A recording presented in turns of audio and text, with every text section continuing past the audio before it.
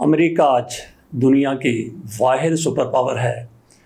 کیا کبھی ہم بھی یہ خواب دیکھ سکتے ہیں کہ امریکہ کی برابری کریں گے، امریکہ جیسے ہو جائیں گے؟ آج جیسے ہمارے پاکستان میں حالات ہیں، اس سے پہلے بھی رہے ہیں۔ پاکستان 100 سال میں بھی امریکہ کے برابر جاتا ہوا ہوتا ہوا نظر نہیں آ رہا، لیکن یہ بھی ہو سکتا ہے کہ ایک سال میں پاکستان امریکہ کو کراس کر جائے، اس سے آگے چلا جائے۔ یہ ممکن ہے، بالکل ممکن ہے۔ آج ہم بات کرتے ہیں کیمبرلی چیٹل کی۔ کیمبرلی چیٹل یہ کون ہے؟ یہ امریکہ کی سیکرٹ سروس کی باس ہیں، ہیڈ ہیں۔ ان کی طرف سے استعفیٰ دے دیا گیا ہے۔ کیمبرلی چیٹل نے استعفیٰ کیوں دیا؟ آپ کو یاد ہوگا کہ 13 جولائی اسی سال 2024 کو صدر ٹرمپ سابق صدر ہیں، صدارتی امیدوار ہیں ڈیموکریٹس کے، وہ پینسلوانیا میں ایک ریلی کی قیادت کر رہے تھے۔ جلسہ ہو رہا تھا، ان پر ایک چھت سے فائر کیا گیا۔ یہ فائر ان کے کان کو چھیدتا ہوا گزر گیا، وہ زخمی ہوئے۔ اگر اس لمحے پر اس سے صرف نینو سیکنڈ کا فرق تھا، نینو سیکنڈ کیا ہوتا ہے؟ 1 سیکنڈ کا 1000واں حصہ، اتنا ہی فرق تھا۔ انہوں نے تھوڑا سے سر کو جنبش دی تو صدر ٹرمپ کی جان بچ گئی، ورنہ گولی ان کے دماغ کو چیرتے ہوئے نکل جاتی اور وہاں پہ ٹرمپ صاحب کی لاش پڑی ہوتی۔ اس شوٹر کی طرف سے چھت سے صدر ٹرمپ کو نشانہ بنایا گیا تھا، کان ان کا کٹ گیا، چھد گیا۔ فوری طور پر سیکرٹ سروس کے لوگ سامنے آئے، انہوں نے ٹرمپ کو بچا لیا، ان کی زندگی بچ گئی۔ ہوا کیا؟ ہوا یہ کہ ایوان نمائندگان کی کمیٹی کا اجلاس ہوا۔ اس میں اس معاملے پر غور کرنے کے لیے، اس معاملے کی تہہ تک پہنچنے کے لیے کہ یہ حملہ کیسے ہو گیا، سیکرٹ سروس والے کہاں تھے، ایجنسیاں کہاں تھیں، وہاں پہ سیکرٹ سروس کی ہیڈ کیمبرلی چیٹل کو بلایا گیا۔ کیم چیٹل کے بارے میں کہتے ہیں کہ ان کو دوسرے ملک میں ان کی تعیناتی تھی، وہاں سے جو بائیڈن ان کو امریکہ میں دوبارہ لائے اور ان کو ہیڈ آف دس سروس لگا دیا، یعنی سیکرٹ سروس کا ان کو ہیڈ لگا دیا گیا۔ بڑی جاں فشانی کے ساتھ وہ اپنا کام کر رہی تھی کہ یہ واقعہ پیش آ گیا۔ ایوان نمائندگان میں ان کو طلب کیا گیا، ان سے پوچھا گیا کہ یہ کیا ہوا، تو ان کی طرف سے کہا گیا، انہوں نے اعتراف کیا کہ یہ امریکہ کی تاریخ کا سب سے بڑا ناکام معاملہ ہے، سب سے بڑی یہ سیکرٹ سروس کی نالائکی ہے، نااہلی ہے، جس بنا پر یہ حملہ ہو گیا اور حملہ آور تقریباً صدر ٹرمپ کو ہلاک کر چکا تھا۔ یہ تو اللہ کا کرنا ہوا کہ صدر ٹرمپ کی جان بچ گئی۔ یہ اعتراف کیا گیا کیمبرلی چیٹل کی طرف سے ایوان نمائندگان کے سامنے، اور اس کے بعد پھر اس کمیٹی میں ڈیموکریٹس بھی موجود ہیں، ریپبلکنز بھی موجود ہیں۔ ان ارکان کی طرف سے مطالبہ کیا گیا اس کے بعد کہ اگر یہ سارا کچھ ایسا ہوا ہے، اس کی ذمہ دار سیکرٹ سروس ہے، تو پھر آپ کو استعفیٰ دے دینا چاہیے۔ اس پر کیمبرلی چیٹل نے دوسرے روز جب انہوں نے اعتراف کیا، اس کے بالکل دوسرے روز ان کی طرف سے استعفیٰ دے دیا گیا، وہ مستعفی ہو چکے ہیں۔ اس پر ایوان نمائندگان کی طرف سے اپریشیٹ کیا جا رہا ہے، کہا جا رہا ہے کہ انہوں نے جو استعفیٰ آج دیا 1 ہفتہ پہلے دے دینا چاہیے تھا۔ بہرحال انہوں نے اپنی ذمہ داری کا احساس کیا، ادراک کیا، اور انہوں نے اعتراف کیا کہ یہ حملہ نہیں ہونا چاہیے تھا، لیکن ہماری یہ ناکامی ہے، اس ناکامی کی میں ذمہ داری قبول کرتی ہوں اور میں استعفیٰ دیتی ہوں۔ یہ کیمبرلی چیٹل کی طرف سے کہا گیا۔ پاکستان میں آ جاتے ہیں، کیا کبھی پاکستان میں ایسا ہوا ہے؟ بات ہم نے کی کہ امریکہ آج دنیا کی واحد سپر پاور ہے، اور ایویں ہی کوئی ملک سپر پاور نہیں بن جاتا، اس کے پیچھے بہت کچھ ہوتا ہے۔ اس کے پیچھے ایسے لوگ ہیں جو اپنی ذمہ داری ادا کرتے ہوئے ناکام ہو جائیں تو اپنے عہدے کے ساتھ چمٹے نہیں رہتے، بلکہ استعفیٰ دے کر گھر چلے جاتے ہیں۔ حالانکہ کیمبرلی چیٹل کا اس معاملے سے کوئی تعلق نہیں تھا، وہ وہاں پہ موجود نہیں تھی، اور جن لوگوں کی طرف سے سارا پلان بنایا گیا تھا کہ صدر کو سیکیورٹی کیسے دینی ہے، اس میں بھی ہو سکتا ہے کہ یہ موجود نہ ہوں، لیکن ان کے ادارے کی ناکامی جس کا انہوں نے اعتراف کیا اور وہ مستعفی ہو کر گھر چلی گئی۔ پاکستان میں کیا ہوتا ہے؟ ریلوے کا حادثہ ہوتا ہے، شیخ رشید وزیر ریلوے ہوتے ہیں، ان سے کہا جاتا ہے کہ آپ اس حادثے کی ذمہ داری قبول کرتے ہوئے استعفیٰ دیں، تو شیخ رشید کی طرف سے کہا گیا میں گاڑی چلا رہا تھا، میں کانٹا بدل رہا تھا۔ اسی طرح سے سعد رفیق صاحب ریلوے کے وزیر ہوتے ہیں، ان کے دور میں بھی حادثہ ہوتا ہے، ان سے بھی کہا جاتا ہے کہ خواجہ صاحب کیا آپ ایسے کی ذمہ داری قبول کرتے ہوئے استعفیٰ دیں گے؟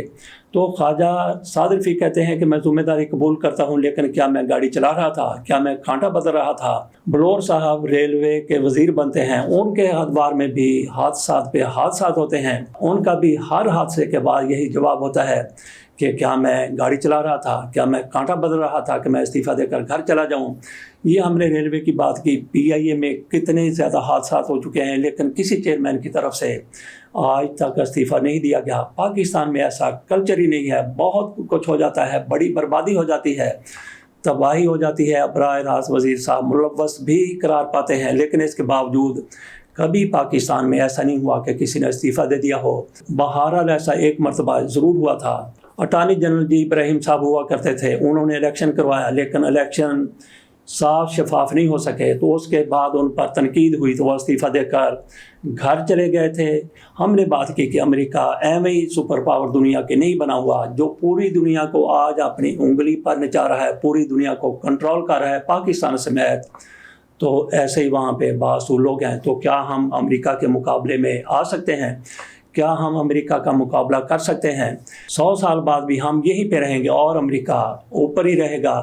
ہم یہیں پہ رہیں گے 100 سال بعد بھی, اگر ہمارا کلچر یہی رہتا ہے. جو کچھ آج کل پاکستان میں ہو رہا ہے وہی ہوتا رہتا ہے. جس طرح سے حکومتیں آتی ہیں, جاتی ہیں, بنتی ہیں, بنائی جاتی ہیں, توڑی جاتی ہیں, یہ سلسلہ جاری رہتا ہے, تو پھر 100 سال بعد بھی ہم امریکہ کی برابری نہیں کر سکیں گے. امریکہ واحد ایک ایسا ملک نہیں ہے جو اس طرح کی اصول پسندی کی وجہ سے اتنے اعلیٰ مقام پر چلا گیا ہے. باقی بھی کئی ممالک ہیں جو اپنے اصولوں کی بنیاد پر, جو جمہوریت کے زور پر اتنی زیادہ ترقی کر چکے ہیں. میں نے کہا کہ 100 سال بعد بھی اگر ہم نے اپنے کلچر کو تبدیل نہ کیا تو یہیں پہ ہوں گے, اسی پستی میں ہوں گے, اسی گہرائی میں گرے ہوئے ہوں گے جس میں آج ہم ہیں. لیکن اگر ہمارا کلچر تبدیل ہو جاتا ہے تو پاکستان امریکہ سے کہیں آگے جا سکتا ہے. بہرحال یہ سوچ کہ پاکستان امریکہ سے آگے جا سکتا ہے ایک خوش فہمی ہو سکتی ہے, لیکن یہ حقیقت کا روپ بھی دھار سکتی ہے. وہ کس طرح سے؟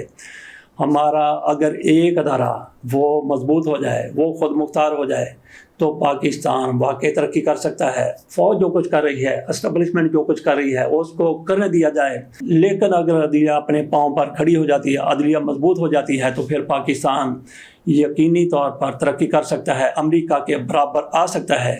1 سال میں آ سکتا ہے, 2 سال میں آ سکتا ہے. زیادہ طویل عرصہ انتظار کرنے کی ضرورت نہیں ہے. پاکستان کی عدلیہ کو مضبوط ہونا چاہیے. عدلیہ پاکستان کی کیسے مضبوط ہو سکتی ہے؟ کیا آج کے جج صاحبان جو سپریم کورٹ میں بیٹھے ہوئے ہیں, ان میں سے آدھے جج ایک طبقے کے لیے پسندیدہ ہیں اور وہی جج دوسرے طبقے کے لیے, دوسرے گروپ کے لیے, دوسرے گروہ کے لیے انتہائی زیادہ ناپسندیدہ ہیں. اسی طرح سے جو دوسرا گروپ ہے ججوں کا, جو دوسری سائڈ پہ جج کھڑے ہوئے نظر آتے ہیں, وہ ایک گروپ کے لیے ناپسندیدہ ہیں, دوسرے کے لیے پسندیدہ ہیں. تو یہ تفریق, یہ تقسیم ججوں میں کیسے پیدا ہو گئی؟ جب یہ تقسیم ختم ہو جائے گی, پاکستان ترقی کرتا ہوا امریکہ کے برابر چلا جائے گا. تو یہ کیا ممکن ہے کہ یہ تقسیم ختم کر دی جائے؟ ہمارے دوست ہیں عارف چودھری صاحب, دنیا اخبار میں وہ چیف نیوز ایڈیٹر ہیں. ان کے ایک دوست ہوا کرتے تھے عمران شرازی صاحب. چودھری صاحب کے توسط سے میری ان کے ساتھ بھی ملاقات ہوا کرتی تھی. یہ میرا خیال ہے کہ 10-12 سال پہلے کی بات ہے.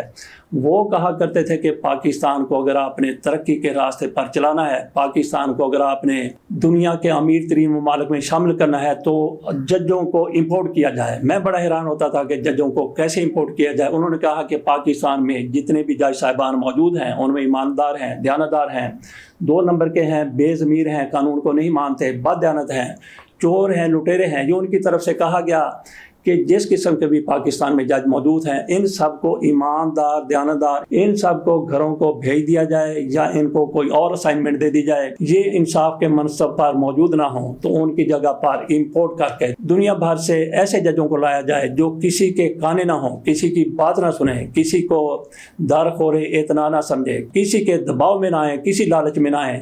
تو ایسے ججوں کو پاکستان کی سپریم کورٹ میں لایا جائے, وہ غیر جانبدارانہ فیصلے کریں. ان کے نیچے جتنی بھی کورٹس ہیں, لوور کورٹس ہیں, وہ سارے کے سارے جب سپریم کورٹ میں اپ رائٹ جج بیٹھے ہوں گے, وہ سارے کے سارے اپنے آپ سیدھے ہوتے چلے جائیں گے. تو اس طرح سے عدلیہ کا نظام اگر بہتر ہو جاتا ہے, عدلیہ کا نظام اگر مضبوط ہو جاتا ہے, اگر امپورٹ کر کے جج لائے جاتے ہیں, ویسے تو پاکستان میں بھی ایماندار, دیانتدار جج موجود ہیں.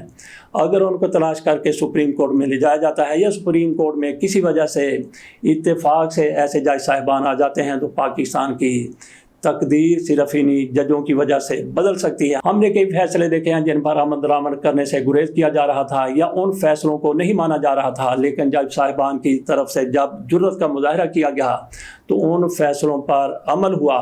اسی طرح سے ہر فیصلے پر اگر جج صاحبان عمل کروا سکیں تو وہ جج کی بھی شہرت بہتر ہوگی اور عدلیہ بھی مضبوط ہوگی۔ لیکن پھر ہمارے ہاں وہی باتیں ہونی ہیں کہ یہ جج اس پارٹی کا ہے، یہ جج اس پارٹی کا ہے۔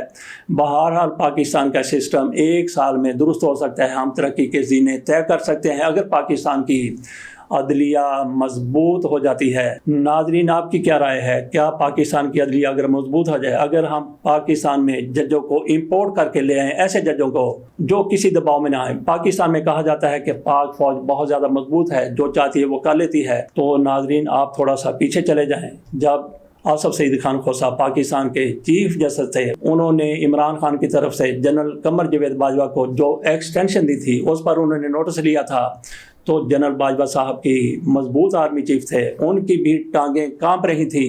اس سے اندازہ کیا جا سکتا ہے کہ پاکستان کی عدلیہ اگر مضبوط ہو جائے تو پھر ہم کس طرح سے ترقی کے زینے طے کر سکتے ہیں۔ اجازت دیجیے ناظرین، اس حوالے سے آپ کی جو بھی رائے ہوگی کمنٹ میں بتائیے، ہم اس پر بھی ڈسکس کریں گے۔ اللہ حافظ۔